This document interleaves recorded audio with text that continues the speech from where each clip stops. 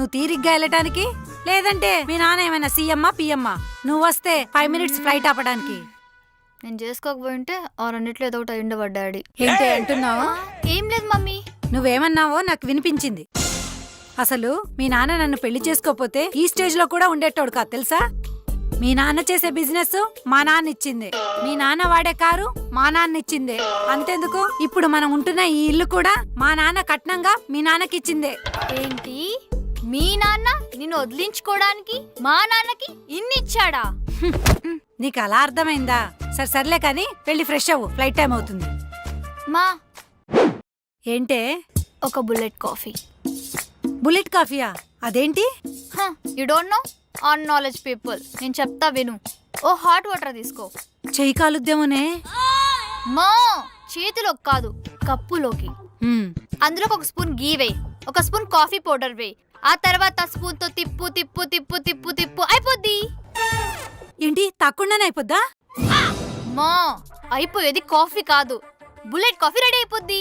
ఓహో, పెద్ద పెద్ద హీరోయిన్లందరూ అదే తాగుతున్నారు తెలుసా? నువ్వు పెద్ద హీరోయిన్ అయ్యాక తెచ్చిస్తాలే గాని ఇప్పటికి మాత్రం టీతో అడ్జస్ట్ అయిపో, ఓకేనా? Unprofessional mother. అమ్మా, టిఫిన్ ఏం చేసావు? నీకిష్టమని పూరీ చేశానే. అబ్బా థ్యాంక్స్ అమ్మా. అవును, అమెరికాలో ఎక్కడుంటున్నావు?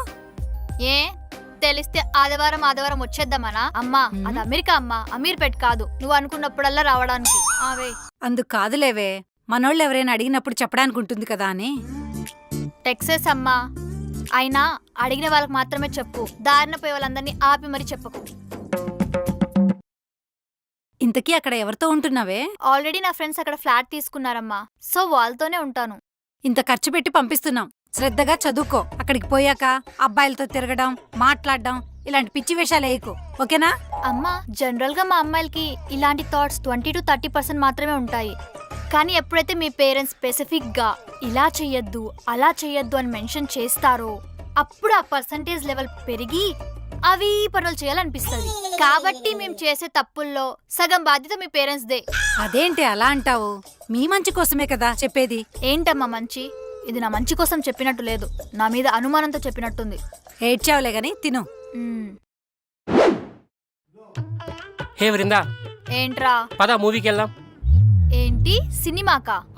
కింగ్ కాంగ్ వెసెస్ గాడ్జిల్లా అని కొత్త మూవీ రిలీజ్ అయింది. టాక్ అదిరిపోయిందంట, పద వెళ్దాం. రేయ్ నేను అమెరికాకు వెళ్తున్నా. హే ఊరుకో, ఎంత అమెరికా వాళ్ళ మూవీ అయితే మాత్రం అమెరికా దాకా వెళ్ళి చూడాలా?